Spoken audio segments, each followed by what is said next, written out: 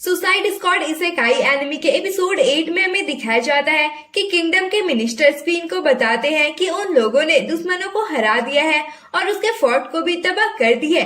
Fiona और सीसेल भी इसे छुपकर सुन रहे होते हैं और उनकी जीत का सुनकर काफी खुश हो जाते हैं, लेकिन तभी क्वीन गुस्से में आकर उन्हें बुलाने के लिए कहती है तो फियोना क्वीन के ऐसे बिहेवियर को देखकर उदास हो जाती है और उसे कुछ भी समझ नहीं आता है। देन सभी रॉयल मेंबर्स की एक मीटिंग बुलाई जाती है। वहाँ के सभी लोग सुसाइड स्क्वाड की जीत और बहादुरी की तारीफ कर रहे थे। तभी ये मोटा मिनिस्टर कहता है कि हमें ये सोचना चाहिए कि उन्हें पनिश कैसे करे, उन्होंने क्वीन की डिसरिस्पेक्ट की है।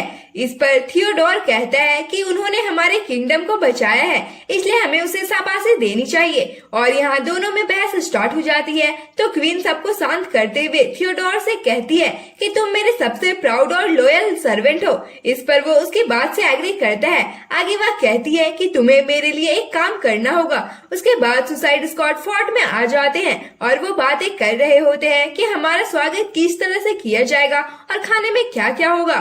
फिर वो फुल कॉन्फिडेंस में मीटिंग रूम में एंटर करते हैं, लेकिन अंदर जाते ही वहाँ का माहौल उन्हें कुछ ठीक नहीं लगता है। उसी वक्त थियोडोर कहता है कि तुम लोग जेल से भाग गए और हमें भ्रम में भी रखा, फिर हमारे दुश्मनों पर भी बिना हमारी इजाजत के ही अटैक कर दिया। उसके बाद यहाँ आने की तुम्हारी हिम्मत भी कैसे हुई?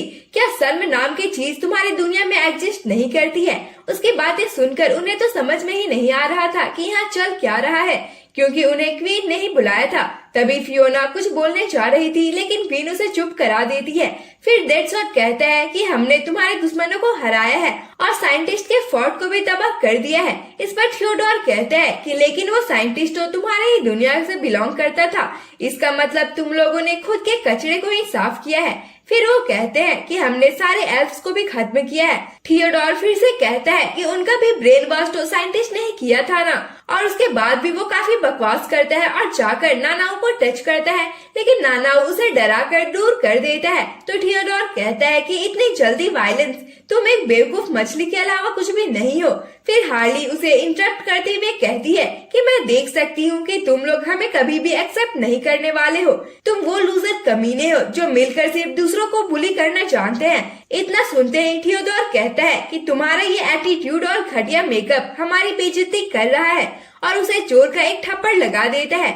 उसके बाद सुसाइड स्क्वाड का भी धैर्य टूट जाता है और नानाओ तो सीधा ही थियोडोर को निगल लेता है, जिसे देखकर क्वीन हल्की सी स्माइल देती है और सीसेल उन पर अटैक करने के लिए आगे आता है। तो वो लोग भी अपने वेपन्स निकाल लेते हैं और वहाँ तुरंत ही लड़ाई का माहौल बन जाता है। तभी क्वीन नानाओ को अपने मैजिक से बांध देती है और कहती है कि तुम्हें इसका परिणाम तो भुगतना ही होगा। यहाँ हार्ली को समझ आ जाता है कि ये सारी प्लानिंग क्वीन की ही थी, जिसमें बेचारा थियोडोर तो बस एक मोहरा बनकर रह गया। लेकिन क्वीन इस बात को मानने से मना कर देती है और साथ ही उन सबको मारने के ऑर्डर्स भी दे देती है। तो सीसेल उनका विरोध करता है और फियोना भी क्वीन की तरफ आस भरी नजरों से देखने लगती है। तो क्वीन अपना डिसीजन चेंज करते हुए सिर्फ नानाओ को बंदी बनाने का ऑर्डर दे देती है और फिर उसे जेल में ले जाया जाता है और पूरी स्क्वाड सिर्फ देखने के अलावा कुछ भी नहीं कर पाती है। फिर वो सभी फोर्ट से बाहर आ जाते हैं। तभी फियोना उन्हें पीछे से रोककर माफी मांगती है, जिसे सुनकर हार्ली इरिटेट होते हुए कहती है कि तुम्हारी सॉरी सुनकर मुझे और भी गुस्सा आ जाता है। तुमने तो उसे रोकने का ट्राई भी नहीं किया, जबकि तुम लोगों ने ही हमसे मदद मांगी थी। और हाँ, अगर तुम अपनी मॉम की बात को मना नहीं कर सकती हो तो तुम हमेशा के लिए उनकी पपेट क्यों नहीं बन जाती हो? इतना बोलकर हार्ली अपने स्टिक को वहीं छोड़ देती है और सभी वहाँ से चले जाते हैं। उसके बाद वो सभी एक बार में आ जाते हैं जहाँ डेडशॉट सभी को अपनी निशानेबाजी का दीवाना बना रहा था। वहीं क्लेमैन वहाँ बैठी दो लड़कियों को इम्प्रेस करने के लिए मैजिक के नाम पर खुद को पूरी तरह से क्ले में चेंज कर लेता है, जो कि उन्हें काफी वियर्ड लगता है और बेचारे क्लेमैन का मोए मोए हो जाता है। वहीं पीस मेकर तो बस ड्रिंक करता ही जा रहा था तो रिक उसे रोकता है। इस पर वो कहता है कि मैं कभी भी ड्रंक नहीं होता हूँ, इसके लिए बस तुम्हें अपने मन को शांत रखने की जरूरत है और तुम जितना चाहो उतना पी सकते हो। फिर हार्ली भी उन्हें ज्वाइन करती है और वो भी बस ड्रिंक करते ही जा रही थी। रिक उसे भी टोकता है तो वह कहती है कि ये पीने का सबसे सही वक्त है और एक स्टोन को उछालने लगती है। उसे देखकर रिक स्टोन के बारे में पूछता है तो वह कहती है कि इसे मैंने फोर्ट से निकलते समय रिटायरमेंट गिफ्ट समझकर अपने पास रख लिया था। रिक फिर से उसे कहता है कि पीना बंद करो वरना तुम मर जाओगी। इस पर वह कहती है कि फिर तो तुम्हारे लिए ही अच्छा होगा ना, वैसे भी हम अपने मिशन में फेल हो चुके हैं और अब हम पूरी तरह से यूजलेस हैं, तो तुम लोग हमें उड़ा क्यों नहीं देते हो। उसकी बातें सुनकर रिक थोड़ा कंफ्यूज हो जाता है।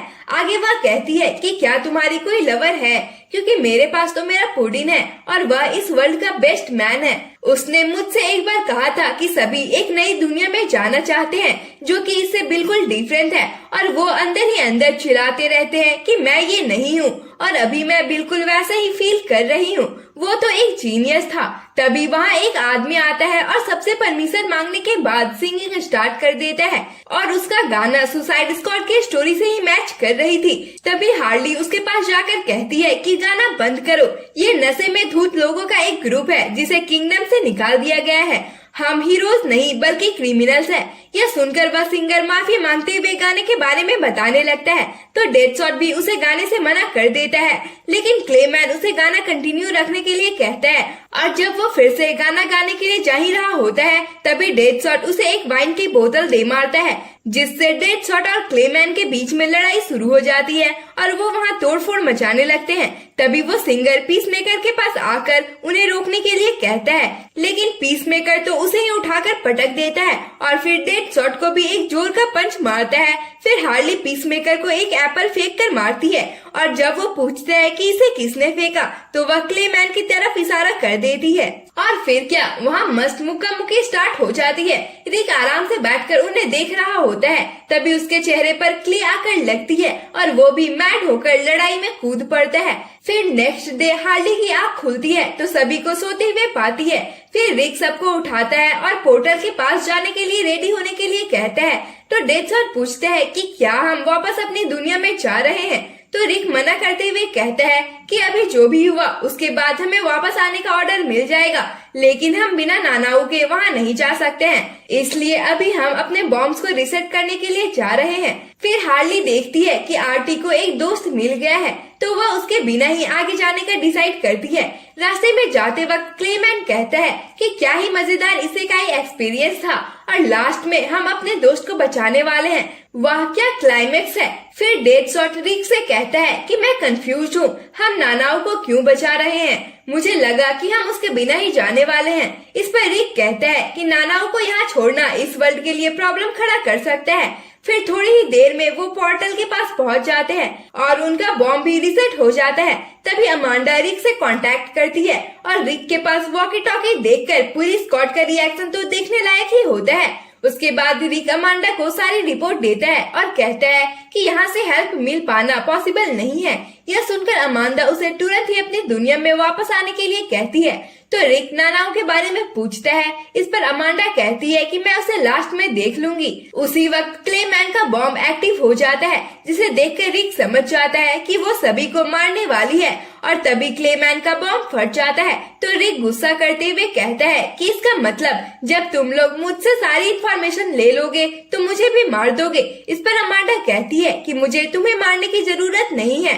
तभी हार्ली गुस्से में अमांडा को गाली देते हुए कहती है कि तुम बस मेरे आने तक मजे करो, फिर मैं तुम्हें सबक सिखाऊंगी।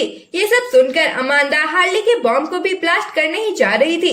तभी स्कॉट की नजर फोर्ट पर जाती है और उन्हें वहाँ कुछ अजीब सा लगता है, तो रिक तुरंत ही अमांडा को रोकते हुए कहता है कि हम मिशन को कंटिन्यू करेंगे। अभी फोर्ट में वॉर स्टार्ट हो गई है, तो हम उनकी हेल्प करके अपने रिलेशनशिप को अच्छा करेंगे और फिर हम अपना बेस बनाकर इस दुनिया के रिसोर्सेज का यूज कर पाएंगे। तो अमांडा उन्हें सिर्फ 24 घंटे का वक्त देते हुए कहती है कि अगर तुम फेल हो जाते हो तो सभी अपनी जान गंवा दोगे।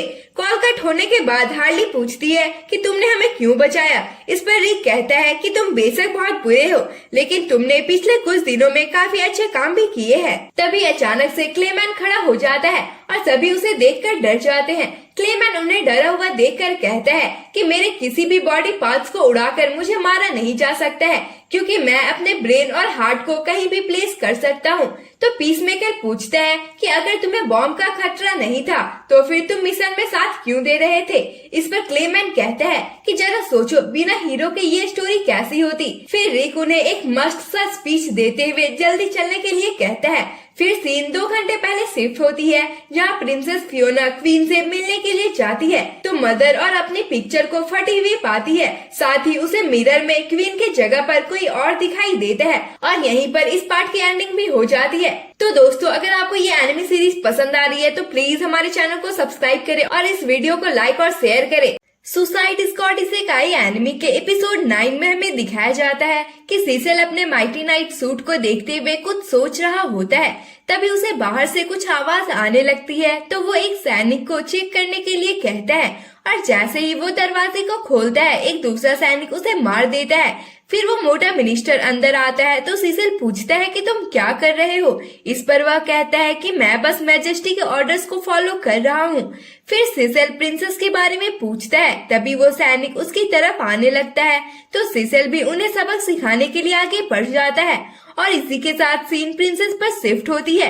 वो अपने मदर के बहरूपिये को देखकर उसे अपने मॉम के बारे में पूछती है तो वह कहती है कि मैंने उसे मार दिया है, जिसे सुनकर प्रिंसेस रोते हुए इसका रीजन पूछती है तो वह बताती है कि जितने ज्यादा लोग मरेंगे उतनी ही पावर्स मेरे पास वापस आएगी, इसलिए मैंने दोनों किंगडम में फाइट कराया, जो कि तुम्हारी मदर के फेस के साथ और भी आसान हो गया। इतना सब सुनकर फियोना एक रॉड को उठाकर उस पर अटैक करने के लिए आगे बढ़ती है, लेकिन वह बहरूपिया उल्टा उसी की गर्दन पकड़कर कहती है कि क्या सच में तुम्हें लगता है कि तुम मुझे मार पाओगी?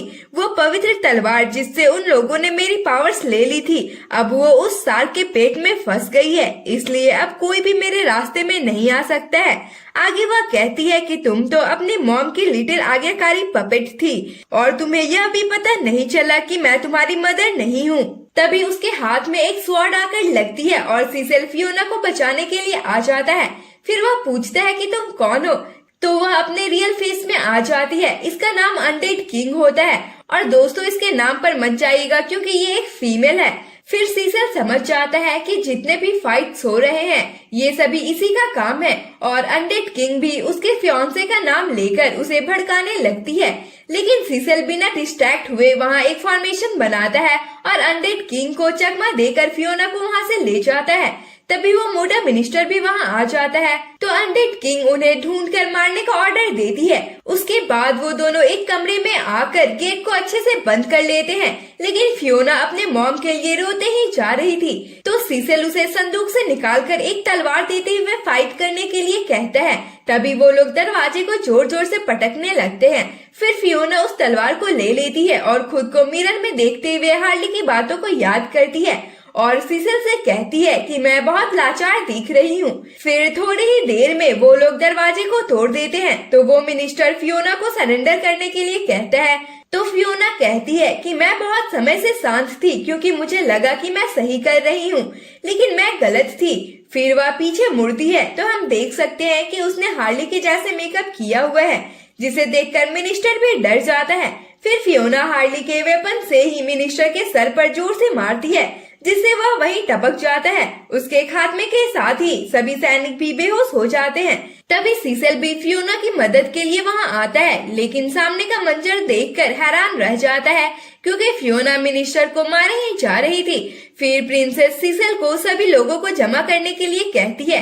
वहीं अनडेड किंग सिटी में जाकर अपने स्केलेटन आर्मी को जिंदा कर देती है और लोग डरकर यहाँ वहाँ भागने लगते हैं। फिर अनडेड किंग सभी लोगों से कहती है कि तुम सबको अपनी क्वीन के सम्मान करने के कारण मरना होगा और हंसने लगती है। तभी फियोना सभी लोगों को डरने से मना करती है और साथ ही फाइट करने के लिए सभी को कैस्टल में आने के लिए कहती है।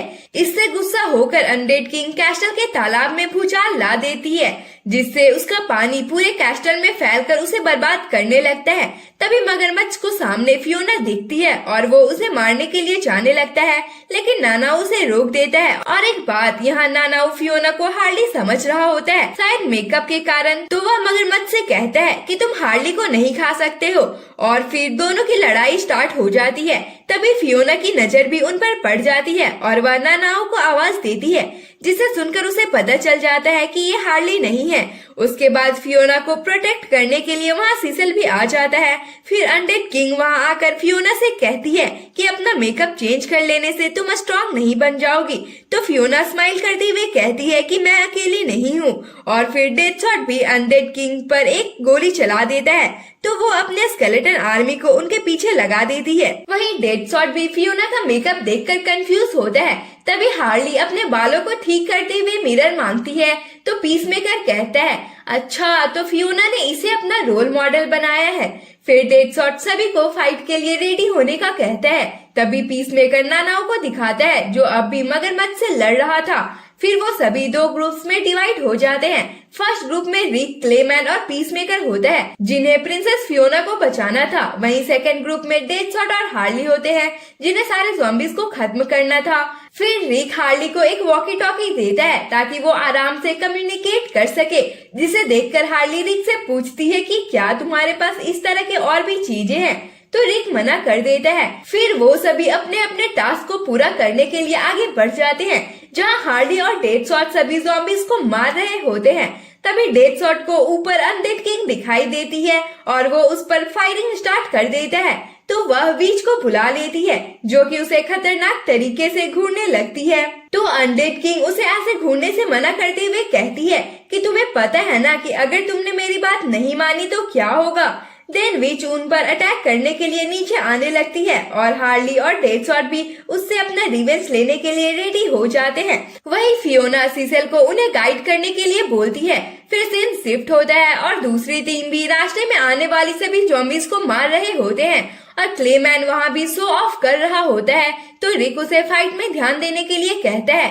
तभी पीसमेकर देखता है कि वो मगरमच्छ नानाओं पर भारी पड़ रहा है, तो वह उन्हें ज़ॉम्बीज से निपटने के लिए बोलकर खुद नानाओं की हेल्प करने के लिए चला जाता है। उसके जाने के बाद वहाँ कटाना आती है, तो रिक क्लेमैन को उससे निपटने के लिए कहता है और क्लेमैन भी उससे फाइट करने के लिए अपने एक हाथ को स्वॉर्ड में ट्रांसफॉर्म कर लेता है। वहीं हम देख सकते हैं कि मगरमच्छ नानाओ को बहुत बुरी तरह से पीट रहा होता है। फिर जैसे ही नानाओ थोड़ा संभल कर फाइट बैक के लिए रेडी होता है, तभी ऑक्टोपस आकर उसे निगल लेता है और फिर पानी के सरफेस पर आकर उसे हवा में उछालने लगता है और फिर मगरमच्छ उसे एक जोर का पंच मारता है जिससे नानाओ अनकॉन्शियस हो जाता है और मगरमच्छ जोर जोर से हंसने लगता है। तभी वहाँ पीसमेकर आ जाता है। वहीं सीन शिफ्ट होता है और टीम ए वीच पर गोलियां बरसा रहे थे जिनसे वो बहुत ही आराम से बच रही थी और जल्दी ही वो उल्टा उन पर ही अटैक कर देती है जिससे वो छिप कर बचते हैं। फिर वीच के रुकने के बाद हार्ली निकलकर उसे धमकाने लगती है। तभी उस पर एक घर गिरने वाला था और वो भागना स्टार्ट कर देते हैं। वहीं कटाना क्लेमैन को हरा देती है लेकिन उसे मारती नहीं है और फिर वहाँ से जाने लगती है, तो वो दोनों भी उसका पीछा करने लगते हैं। अगेन सीन शिफ्ट होता है और टीमें बच गई होती है क्योंकि आरटी ने उस घर को गिरने से रोक दिया था। हार्ली उसे देखते ही हक कर लेती है। वहीं डेथशॉट उसे इतना बड़ा देखकर हैरान होता है। उसके बाद आरटी वीच पर अटैक करना शुरू कर देता है और बाकी दोनों ज़ॉम्बीज का खात्मा शुरू कर देते हैं, लेकिन जल्दी ही उन्हें रियलाइज हो जाता है कि ऐसे कुछ भी नहीं होने वाला है और वो दोनों उन्हें कैसे मारना है इस बारे में डिस्कस करने लगते हैं। तभी हार्ली अपने फुल एनर्जी के साथ एक ज़ॉम्बी का सिर उड़ा देती है, तो उसे अपने अंदर की एनर्जी जानी पहचानी लगती है। तभी उसे कुछ याद आता है और वो उसी स्टोन को निकाल लेती है जो उसने चोरी की थी। फिर वह बताती है कि ये एक मैजिकल स्टोन है, लेकिन डेथशॉट को उस पर भरोसा नहीं होता है। तो हार्ली उस स्टोन को अपने गन में फिट कर लेती है और आरटी को साइड होने के लिए कहती है। हार्ली को ऐसा करते देख विच भी कहती है कि तुम्हारे इन फालतू कोशिशों से कुछ भी नहीं होगा, लेकिन हार्ली के फायर करते ही गोली प्रोटेक्शन शील्ड को तोड़ते हुए सीधे जाकर विच को लगती है, जिससे गुस्सा होकर वो उस पर अटैक कर देती है, लेकिन आरती उसे रोकता है और दोनों के अटैक आपस में टकराने की वजह से वहाँ हाई प्रेशर रिलीज होता है जिससे डेथशॉट दूर जाकर गिरता है। तभी उसे ज़ॉम्बीज भी घेर लेती है और वो एक एक करके उन्हें मारना शुरू कर देते हैं, लेकिन तभी वहाँ सीसेल आता है और तुरंत ही सारे ज़ॉम्बीज को मार देता है। फिर डेथशॉट उससे उसके इस क्रेजी आउटफिट के बारे में पूछता है, तो सीसेल बताता है कि ये एक लेजेंडरी हीरो आर्मर है जिसे मैजिक से बनाया गया है। फिर डेथशॉट उसके हाथ में गन्स को देखकर कहता है कि मैं फाइट खत्म होने के बाद तुम्हें इनसे प्रॉपर एम लगाना सिखाऊंगा, क्योंकि इस तरह से तो तुम हमें ही मार दोगे। तभी वहाँ और भी ज़ॉम्बीज आ जाते हैं और वो लोग उनसे लड़ने के लिए तैयार हो जाते हैं। वहीं हार्ली बीच के पैरों में सूट कर देती है, जिससे वह नीचे गिर जाती है। फिर हार्ली उसे अनडेड किंग का साथ देने का रीजन पूछती है, तो वह कुछ भी नहीं बताती है। आगे हार्ली कहती है कि मुझे याद है तुमने ही उस टाइम बुलेट्स को अंदर जाने से रोका था। तो विच उसे घूरने लगती है, जिसे देखकर हार्ली कहती है कि पुडिन जब भी किसी को हॉस्टेज बनाता था तो वो बिल्कुल ऐसे ही एक्सप्रेशंस देते थे। वहीं रिक और क्लेमैन को एक ड्रैगन का स्केलेटन दिखाई देता है, जो कि विच की तरह ही दिखने वाली किसी बंदी को प्रोटेक्ट कर रहा था, जिसे देखकर वो दोनों सोच में पड़ जाते हैं। वहीं कटाना उन्हें दूर से देखकर स्माइल दे रही होती है। और वीडियो को खत्म करने से पहले मैं आप लोगों को बता देना चाहती हूँ कि हमारे स्टोरी की विच असल में कोई विच नहीं है, मतलब कि वो कोई चुड़ैल नहीं है, बल्कि बस एक जादूगरनी है। तो सुसाइड स्क्वाड इसेकाई एनिमी के एपिसोड 10 की शुरुआत वहीं से होती है और सभी दुश्मनों से लड़ रहे होते हैं। देन क्लेमैन उस ड्रैगन के जॉम्बी को देखते हुए कहता है कि हमें कोई ना कोई कदम तो उठाना ही होगा, आखिर हम सिर्फ उसे देखते ही नहीं रह सकते हैं। और तो और उसके पेट में जो ट्रेजर है वो मुझे वीच के जैसी लग रही है। फिर वो खुद को एक अजीब प्राणी में ट्रांसफॉर्म करके ड्रैगन से लड़ने के लिए चला जाता है, लेकिन वो ड्रैगन तो एक बार मारकर ही उसे गिरा देता है। तो क्लेमैन कहता है कि मेरे इतने खतरनाक शकल को देखकर भी ये क्यों नहीं डरा। तभी वो ड्रैगन आकर क्लेमैन को काटना स्टार्ट कर देता है और मौका देखकर रिक वीच के बॉडी को बाहर निकाल लेता है, जिससे वहाँ एक ब्लास्ट होता है और वीच के क्लोन का सर जाकर पेड़ से टकराता है, जिसका असर हम रियल विच पर भी देख सकते हैं क्योंकि उसे दर्द होने लगता है। दैट मीन्स ये तो साफ है कि दोनों बॉडीज एक दूसरे से कनेक्टेड है।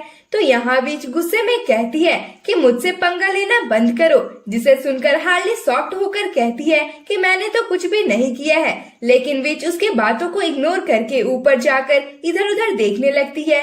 तभी रिक हार्ली से कांटेक्ट करके बताता है कि हमें कुछ ऐसा मिला है जो शायद विच से कनेक्टेड है, जिसे सुनकर हार्ली कहती है कि जरूर वो बहुत ही इम्पोर्टेंट चीज है और उसे यहाँ लाने के लिए कहती है। तो रिक बताता है कि इसे वहाँ तक लेकर जाना बहुत मुश्किल है और तभी कॉल डिस्कनेक्ट हो जाती है।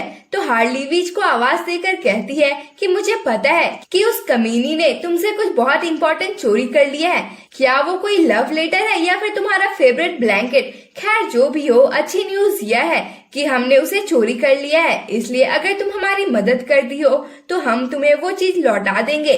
और यहाँ विच डील पक्की करने वाली ही होती है, लेकिन तभी उसके सिर में दर्द होने लगता है। देन वो कहती है कि मैं तुम्हें माफ नहीं करूंगी और साथ ही हार्ली पर अटैक भी कर देती है। यहाँ तो बेचारी हार्ली को भी समझ नहीं आता कि ये अचानक से वक्त और जज्बात कैसे बदल गए।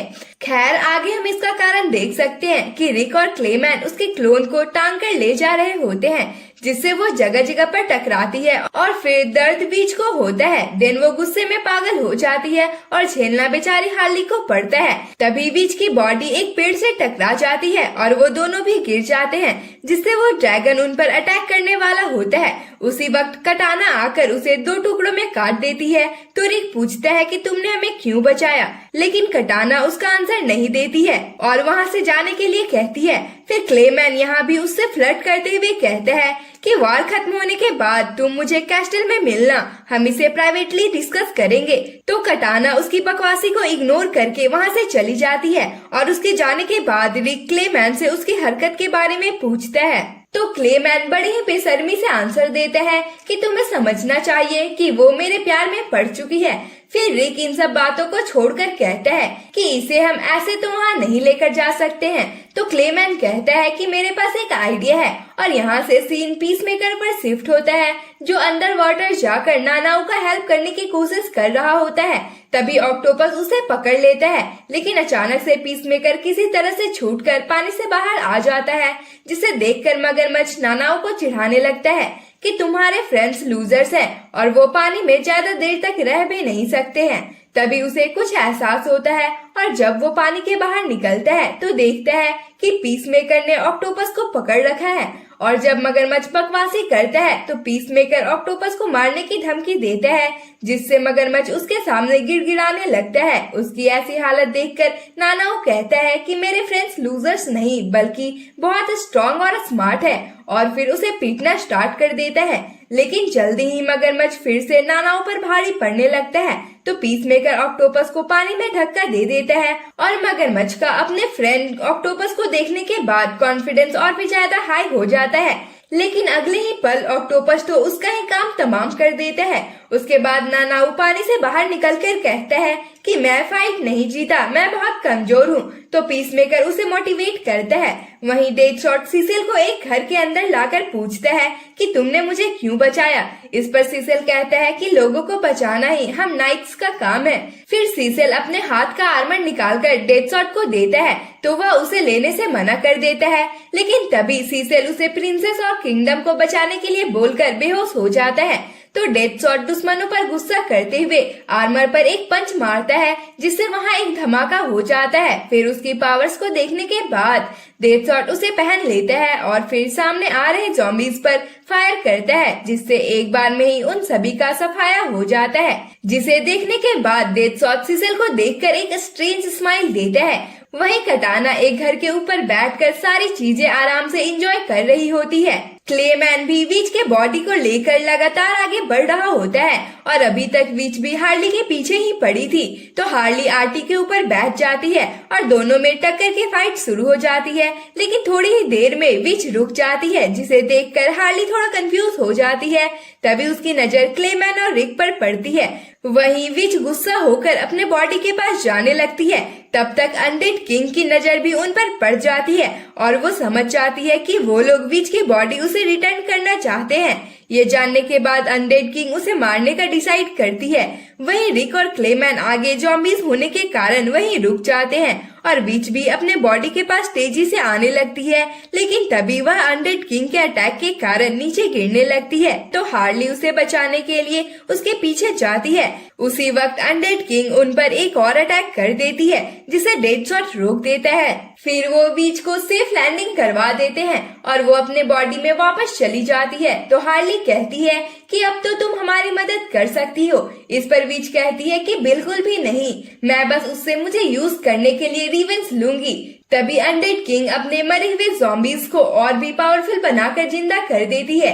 तो विच उन सबको मारना शुरू कर देती है। फिर वहाँ पीसमेकर और नानाओ आ जाते हैं। तो हार्ली उनसे फियोना के बारे में पूछती है, तो वो कहते हैं कि हमें नहीं पता है। फिर हार्ली डेडशॉट को देखकर उसके उड़ने का कारण पूछती है, जिस पर वह कहता है कि मैं तुम सब के लिए एक नया आउटफिट लाया हूँ और सब में सीसेल के लेजेंडरी आर्मर का एक एक पार्ट बांट देते हैं। तो वो पूछते हैं कि तुमने इसे कहाँ से लाया है, जिस पर वो बताता है कि मैंने ये कमांडर से लिया है। उसके बाद सभी उन्हें पहन लेते हैं, जिससे उनकी पावर्स बहुत ज्यादा बढ़ जाती है और इन्हें देखने पर ऐसा लगता है जैसे ये लोग इवॉल्व हो रहे हैं। उसके बाद वो सभी मिलकर कुछ ही पलों में सारे ज़ॉम्बीज की चटनी बना देते हैं। लेकिन सभी ज़ॉम्बीज को मारने के बाद भी और भी ज़ॉम्बीज जमीन से निकलने लगते हैं। तभी विच आकर उनसे कहती है कि तुम लोग अनडेड किंग को खत्म करो, इन्हें मैं देखती हूँ। फिर सभी उसे मारने के लिए जा रहे होते हैं, तो अनडेड किंग उन पर ही अटैक शुरू कर देती है, जिससे आर्टी घायल हो जाता है और रिक भी उसके साथ ही गिरने लगता है। तो हार्ली रिक को बचाकर आर्टी को बचाने के लिए उसके पीछे जाती है, जिस कारण से वो सभी कैस्टल में गिरते हैं। वहीं पर प्रिंसेस भी होती है, तो हार्ली उसके पास जाकर उसे लगातार घूरने लगती है, जिससे फियोना नर्वस हो जाती है। आगे हार्ली कहती है कि तुम इस मेकअप में बहुत क्यूट लग रही हो, जिसे सुनकर फियोना भी खुश हो जाती है। तभी उसकी नजर ऊपर हो रही फाइट पर जाती है, तो रिक फियोना से उसकी मैजिक का यूज करके हेल्प करने के लिए कहता है। तो वह कहती है कि मैं नहीं कर सकती हूँ, क्योंकि अनडेड किंग को सिर्फ हॉली स्वॉर्ड से ही हराया जा सकता है। और फिर वह जाकर हार्ली के हाथ में लगे चोट को अपने मैजिक से ठीक कर देती है, जिसे देखकर हार्ली बहुत एक्साइटेड हो जाती है और कुछ प्लान सोचती है।